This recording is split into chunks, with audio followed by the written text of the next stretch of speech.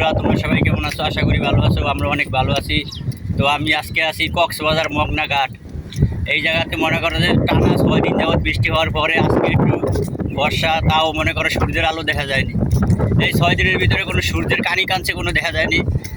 এই আজকে এই যে কক্সবাজার অবস্থা দেখবেন,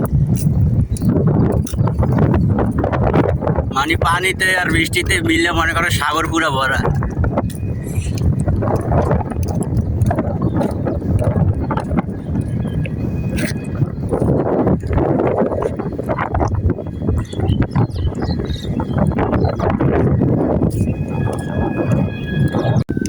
এই যে বন্ধুরা, তোমাদেরকে আর একটা জিনিস দেখা, এই যে তোমরা যে ভিডিওতে দেখো একটু বৃষ্টি বাতাস বা বন্যা বাতাস হলেই কক্সবাজারের ঘরবাড়ি তোলা যায়, কেন তলিয়ে যায়, এটাই তোমাদেরকে আজকে দেখাবো। এই যে বন্ধুরা দেখো, রাস্তা কত কিছু দেখো, আর বাড়ি দেখো, দেখো বাড়ি কত নিচু। মানে পানি একবার উঠলে আর নামার সিস্টেম নেই। এই কারণেই কিন্তু কক্সবাজারের ঘরবাড়ি তোলা যায় বৃষ্টি বাতাস হলে। এই দেখেন ঘর, সেটা কিন্তু মানুষ থাকে এই ঘরে।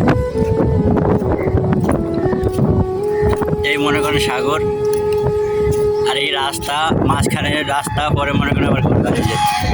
বৃষ্টি পড়ছে, এখনই পানি জমে গেছে।